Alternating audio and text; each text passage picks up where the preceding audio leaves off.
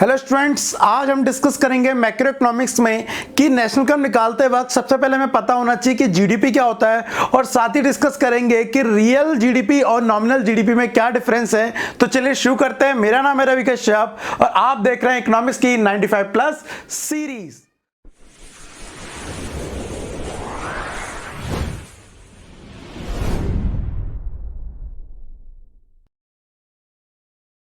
तो स्टूडेंट्स, आज के टॉपिक में सबसे पहले हम नॉर्मली डिस्कस करेंगे कि जीडीपी क्या होता है। देखिए, आपने कहीं ना कहीं अलग अलग टर्म में जीडीपी सुना होगा, फिर आपके सिलेबस में तो एक्चुअली क्वेश्चन है कि रियल जीडीपी और नॉमिनल जीडीपी में क्या डिफरेंस है और ये कैलकुलेट कैसे किए जाते हैं, वो तो हम बाद में डिस्कस करेंगे। लेकिन आपको ये पता होना चाहिए कि जीडीपी होता क्या है और ये किस चीज के लिए यूज किया जाता है। तो समझिए जरा, सबसे पहले हम इसकी फुल फॉर्म समझते हैं जीडीपी की। जीडीपी की फुल फॉर्म है ग्रॉस डोमेस्टिक प्रोडक्ट। अब ये क्या होता है? देखिए, आपको पता हो हमारी इकोनॉमी बेसिकली तीन तरह के सेक्टर काम करते हैं, मतलब जितने भी सेक्टर काम कर रहे हैं या जितना भी काम हो रहा है उनको तीन सेक्टर में डिवाइड किया गया है, जिसमें से पहले सेक्टर को बोला गया है प्राइमरी सेक्टर, है ना। दूसरे सेक्टर को बोला गया सेकेंडरी सेक्टर और तीसरे सेक्टर को बोला गया टर्शरी सेक्टर। जिसका मतलब क्या हुआ कि हमारा जो प्राइमरी सेक्टर है बेसिकली वो बिलोंग करता है ज्यादातर एग्रीकल्चर गुड्स को, है ना। लेकिन जो सेकंड सेक्टर है वो कहीं ना कहीं बिलोंग करता है किस सेक्टर को? इंडस्ट्री सेक्टर को। और जो हमारा थर्ड सेक्टर है, ध्यान रखना जीडीपी इन तीनों से मिलकर बना है, और थर्ड सेक्टर जो बिलोंग करता है वो करता है सर्विस सेक्टर को। तो जितनी भी हमारी इकोनॉमी में काम होते हैं हमने इन तीन कामों को इन तीन सेक्टर में डिवाइड कर दिया, ठीक है। तो सबसे पहले आपको यह भी समझ आ जाना चाहिए कि प्राइमरी, सेकेंडरी और टर्शरी सेक्टर तीनों मिला के हमारा क्या बनता है? जीडीपी। तो जितना प्रोडक्शन इस सेक्टर में हुआ, जितना प्रोडक्शन इस सेक्टर में हुआ, जितना प्रोडक्शन इन सेक्टर में हुआ, तीनों को जोड़ने के बाद जो निकल के आता है वो निकल के आता है देश का जीडीपी। और यही एक ऐसा इंडिकेटर है जो डिफरेंट कंट्रीज में कंपैरिजन के लिए यूज किया जाता है कि कौन सी कंट्री ग्रोथ कर रही है और कौन सी कंट्री ग्रोथ नहीं कर रही है।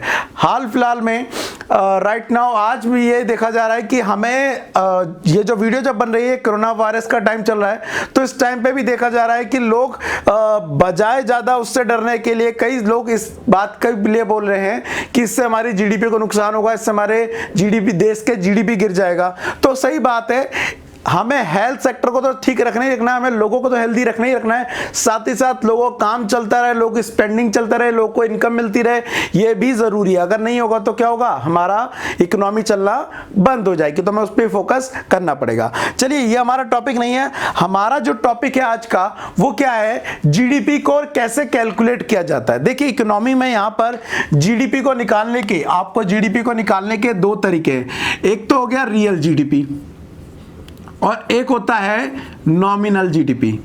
Nominal GDP. अब रियल जीडीपी और नॉमिनल जीडीपी में डिफरेंस समझने के लिए आपको सिंपल वे में बता दूं। Real GDP means GDP on constant price, simple way में समझिए तो।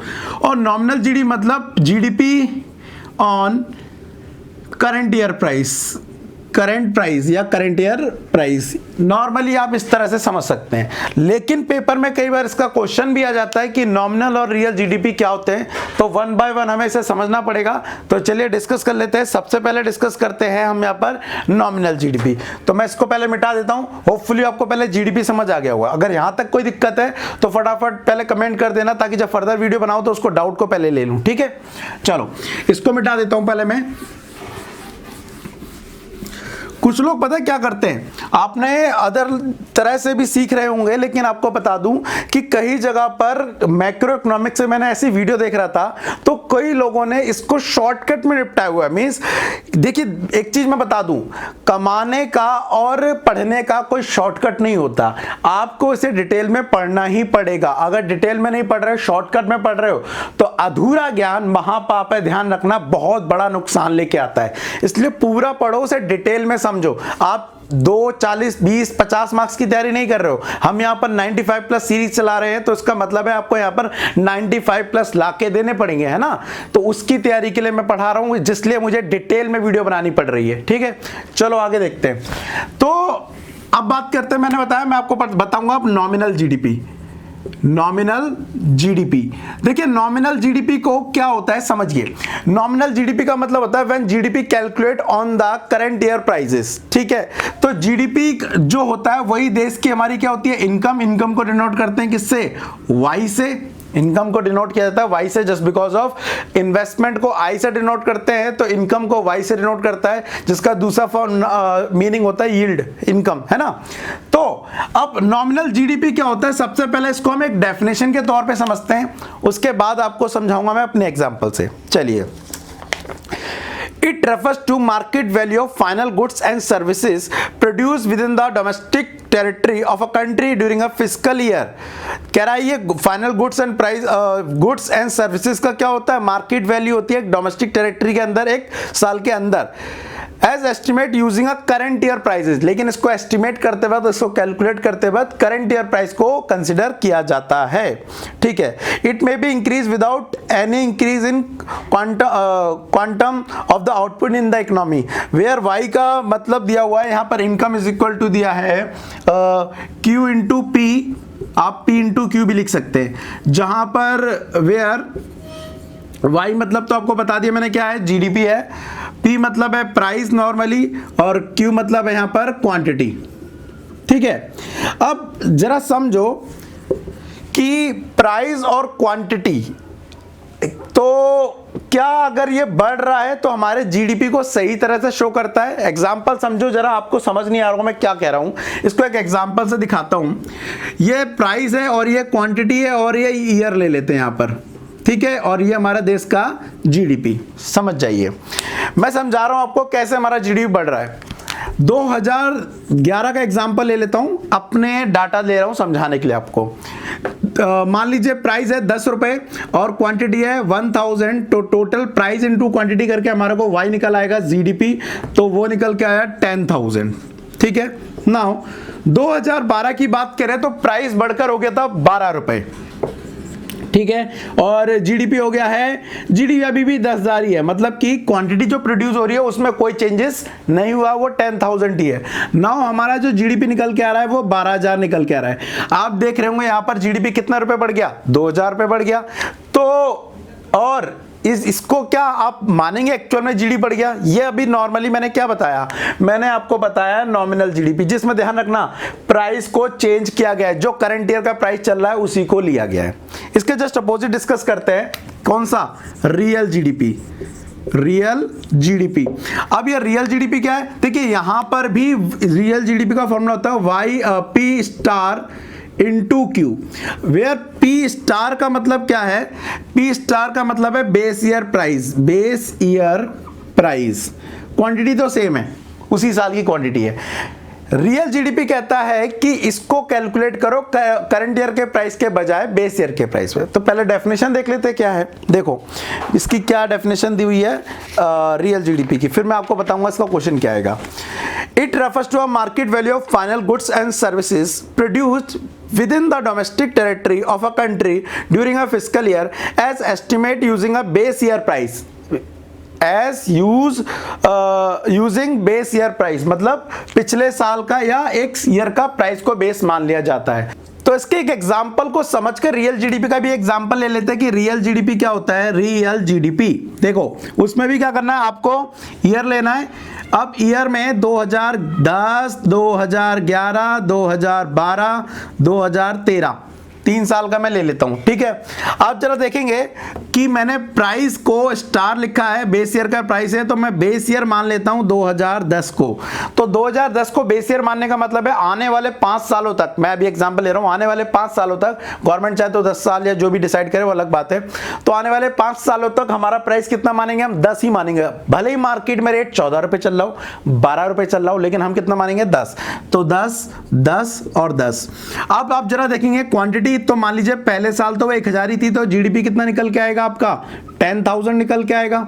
फिर दूसरे साल जीडीपी मान लो फिर 1000 थी, तो कितना निकला 10,000। आप देख रहेंगे कि 2010 से 11 में प्राइस बस सेम रखने की वजह से जीडीपी में क्या हुआ, नो चेंज आया, लेकिन यहां पे अगर एक्चुअल प्राइस लिया तो जीडीपी बढ़ गया था, है ना। फिर यहां पे ले लीजिए एग्जांपल के लिए 9,000, तो यहां पर कितना निकलेगा, सॉरी 900 ले लेते हैं, तो यहां निकलेगा 9,000। आप देखेंगे प्राइस सेम है लेकिन क्वांटिटी घटने से जीडीपी क्या हो गया, घट गया।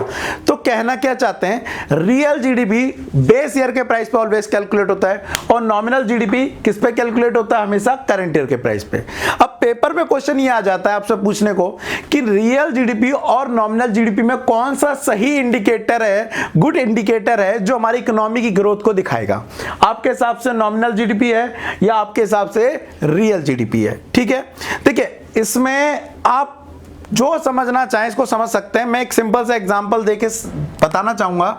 इसको समझो कि मैं एक सब्जेक्ट के चार्ज कर रहा हूं 1,000 रुपए, एक सब्जेक्ट के चार्ज कर रहा हूं 1,000 रुपए पढ़ाने के लिए, और मेरे पास लास्ट ईयर मान लीजिए कितने स्टूडेंट थे, 40, तो मेरी अर्निंग कितनी थी, 40,000 रुपए थी, ठीक है।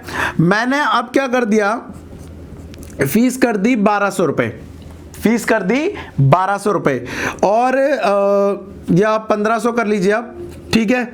और नंबर ऑफ स्टूडेंट कितने हो गए, 35 या 30 कर लीजिए। नंबर ऑफ स्टूडेंट घट गए हैं लेकिन मेरी फीस बढ़ गई है, तो टोटल सैलरी कितनी बनी मेरी अब, 45,000। अब मैं आपसे यह पूछना चाहूंगा मेरी ग्रोथ हुई या नहीं हुई। पहले 40 कमा रहा था, अब कितने कमा रहा हूं, अब 45,000 कमा रहा हूं, तो बताओ ग्रोथ हुई नहीं हुई। कई सारे लोग स्टूडेंट कहेंगे कि ग्रोथ हुई, बट मैं कहूंगा ग्रोथ नहीं हुई, क्योंकि मेरे नंबर ऑफ स्टूडेंट्स पहले की तुलना में क्या हो गए, डिक्रीज हो गए। सेम कॉन्सेप्ट काम करेगा किसके ऊपर, यहां पर रियल और नॉमिनल जीडीपी पे। हमें प्राइस से मतलब नहीं है, ध्यान रखना, प्राइस मैटर नहीं करता, मैटर करता है क्वांटिटी। तो अगर क्वांटिटी बढ़ रही है तो फायदे में है, इसलिए हमेशा गुड इंडिकेटर जीडीपी को किसको बोला जाता है, रियल जीडीपी को बोला जाता है। तो होपफुली आपको समझ आ गया होगा कि ये कैसे वर्क करता है। अब इसी से रिलेटेड एक टॉपिक बन जाता है और एक क्वेश्चन आ जाता है पेपर में, जीडीपी डिफ्लेटर के नाम से, जीडीपी डिफ्लेटर के नाम से। सो होता क्या है जीडीपी डिफ्लेटर, पहले वो समझ लेते हैं। डेफिनेशन देखिए, it is the ratio of nominal GDP and real GDP. कह रहा है ये रियल जीडीपी और नॉमिनल जीडीपी का रेशियो होता है। It measure average price change of all goods and services that up to GDP. It is calculated by the following formula. क्या है देखिए, तो जीडीपी डिफ्लेटर कुछ नहीं होता, बस ये नॉमिनल जीडीपी और रियल जीडीपी का एक प्रोपोर्शन होता है, एक क्या होता है, रेशियो होता है। तो जीडीपी डिफ्लेटर निकालने का फॉर्मूला, जीडीपी डिफ्लेटर निकालने का जो फॉर्मूला है वो होता है यहां पर नॉमिनल जीडीपी ऊपर आएगा, नॉमिनल जीडीपी ऊपर आएगा, डिवाइड बाय रियल जीडीपी नीचे आएगा, इनटू 100। अब आपको मैंने फॉर्मूला बता दिया। अगर आपके पास कोई भी दो वैल्यू मिल जाए, एग्जांपल के लिए आपको ये मिल जाए और ये मिल जाए, तो आप सॉल्व कर देंगे, मेरे हिसाब से तो सॉल्व कर देना चाहिए। अच्छा, आपको अगर जीडीपी दे दे और इसे प्राइस इंडेक्स भी बोलते हैं, ध्यान रखना, ठीक है, दे दे और नॉमिनल जीडीपी दे दे तो रियल जीडीपी निकाल सकते हो। अगर आपको ये दे दे तो आप नॉमिनल निकाल दोगे, अगर ये दोनों दे दे तो रियल जीडीपी निकाल लोगे। तो होपफुली इसका एक न्यूमेरिकल आप देख लेना, आपके बुक के एंड में दिए हुए हैं कई सारे न्यूमेरिकल इसके, वो भी प्रैक्टिस कर लेना। मेरे हिसाब से इंपॉर्टेंट 3 मार्क्स का क्वेश्चन इसका आ जाता है कभी कभी। नाउ आज का इंपॉर्टेंट टॉपिक और इंपॉर्टेंट क्वेश्चन इस क्लास का, क्योंकि ये क्वेश्चन पेपर में आने के चांस मेरे हिसाब से तो बहुत ज्यादा है, मेरे हिसाब से बहुत ज्यादा है। क्या है topic is GDP and welfare. GDP and welfare मैं डाल लेता हूं हेडिंग, जीडीपी एंड वेलफेयर। कि क्या जीडीपी हमारे, अगर हमारा जीडीपी बढ़ रहा है, ये डायग्राम लीजिए, मान लीजिए जीडीपी हमारा क्या हो रहा है, बढ़ रहा है हर साल। तो ये जो बढ़ रहा है जीडीपी, क्या ये किसको दिखा रहा है, वेलफेयर को दिखा रहा है, कि हमारे देश का जीडीपी बढ़ना वेलफेयर का बढ़ना है। आपको क्या लगता है, जीडीपी बढ़ना वेलफेयर को बढ़ना है? एग्जांपल नहीं। देखिए यहां पर यही आता है आपको क्वेश्चन समझाने के लिए कि जीडीपी की लिमिटेशन क्या है, या जीडीपी एज अ वेलफेयर नहीं लिया जा सकता। जीडीपी का बढ़ना वेलफेयर नहीं माना जा सकता। क्या पता देश का जीडीपी बढ़ रहा हो लेकिन वो अंबानी की इनकम बढ़ रही हो, लेकिन आपकी फैमिली की इनकम वही हो। देश का जीडीपी बढ़ रहा है लेकिन कुछ लोगों की इनकम बहुत ज्यादा बढ़ गया, कुछ लोगों का प्रोडक्शन बहुत ज्यादा बढ़ गया, लेकिन आपका तो उतना ही है। लेकिन जब एवरेज निकाला जाएगा आपका और उनका सबका मिला के, तो देश का जीडीपी की एवरेज क्या निकल के आएगा, ज्यादा निकल के आएगा, है ना। तो इसलिए जीडीपी को हमेशा वेलफेयर का इंडिकेटर नहीं माना जा सकता, ठीक है। तो उसके लिए अगर अपोजिट में क्वेश्चन आए कि इसके लिए कोई 3 या 4 पॉइंट एक्सप्लेन कीजिए, तो सबसे पहला पॉइंट निकल के आता है यहां पर डिस्ट्रीब्यूशन ऑफ जीडीपी। देखिए नॉर्मली क्या हो रहा है, पढ़ता हूं जरा। If the GDP of the country is rising the welfare में नॉट राइज द कॉन्सिक्वेंसेज, मतलब कि सबका जीडीपी नहीं बढ़ रहा है इसका मतलब। This is because the rise in GDP में B concentrated in the hands of few individuals or firms. For example, Tata group हो गया, रिलायंस ग्रुप हो गया, इनकी इनकम बहुत तगड़ी बढ़ रही है, तो देश की इनकम भी तगड़ी बढ़ रही है, लेकिन आपके पेरेंट्स की, आपके आसपास के लोगों की इनकम में कोई चेंजेस नहीं आ रहा, उनका कोई प्रोडक्शन नहीं बढ़ा है, तो देश का जीडीपी कहां बढ़ रहा है। तो सबसे पहला आपको पता है डिस्ट्रीब्यूशन ऑफ इनकम, आपने सुना होगा किसी की इनकम बहुत ज्यादा है तो किसी की इनकम बहुत ही कम है। ऐसे ही डिस्ट्रीब्यूशन ऑफ जीडीपी, किसी के जीडीपी बहुत ज्यादा है तो किसी का जीडीपी बहुत कम है। इसलिए जीडीपी बढ़ने का मतलब हमेशा ग्रोथ नहीं होता। ये वाला पॉइंट तब एक्सप्लेन करना है जब आपको ये बताना पड़े जीडीपी बढ़ना हमेशा ग्रोथ नहीं होता, ठीक। नेक्स्ट दूसरा है नॉन मॉनेटरी एक्सचेंज। इकोनॉमी में कई सारे ऐसे एक्सचेंज होते हैं जो नॉन मॉनेटरी होते हैं, जो जीडीपी में तो काउंट होंगे ही नहीं। जीडीपी का मतलब क्या है कि जितना भी आपने मार्केट वैल्यू गुड्स का सेल परचेज हुआ उसको कैलकुलेट करना, बट कई सारे गुड्स ऐसे होते हैं जिनको नॉन मॉनेटरी होते हैं और वो एक्सचेंज होते हैं, तो वो जीडीपी में तो रिकॉर्ड हुए नहीं। जब जीडीपी के एक्चुअल डाटा नहीं आया तो आप कह सकते हैं कि वो कैसे कह सकते हैं कि जीडीपी वेलफेयर को शो कर रहा है। देखो पढ़ो क्या बोला है, many activity in the economy are not evaluated in the monetary terms, for example domestic service perform by the housewife at home.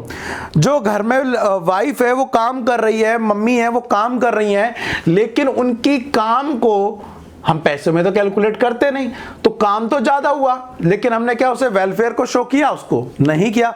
तो कई सारी नॉन मॉनेटरी ट्रांजैक्शन या नॉन मॉनेटरी एक्सचेंज भी होते हैं लेकिन उसे जीडीपी में दिखाया नहीं जाता। और हमारे देश की दुविधा तो यही है कि यहाँ पर ज्यादातर जो हमारा फीमेल क्लास है वो ज्यादातर हाउस वाइफ, मतलब घर में रहते हैं, घर में काम करते हैं, घर का देखते हैं, तो उसकी वजह से वो हमारे क्या है काम तो कर रहे लेकिन उसे इनकम जनरेट नहीं हो रही है। एंड लास्ट इंपॉर्टेंट क्या है, एक्सटर्नलिटीज। अब ये क्या होता है जी समझिए, देखिए हमारे आसपास कई सारे काम हो रहे हैं लेकिन जिसके हमें पॉजिटिव इफेक्ट पड़ सकते हैं और नेगेटिव इफेक्ट पड़ सकते हैं। तो पहले मैं डेफिनेशन समझा दूं फिर इसको एक्सप्लेन करता हूं। It refers to the benefit और हार्म्स, बेनिफिट भी हो सकते हैं और हार्म्स भी हो सकते हैं, दैट अ फर्म और individual cost to another for which they are not charge और पेनलाइज्ड। मेरे बगल में एक फैक्ट्री लगी है, फैक्ट्री का धुआं उड़ रहा है, धुआं उड़ के हमारे आसपास आ रहा है, हमें नुकसान हो रहा है ना।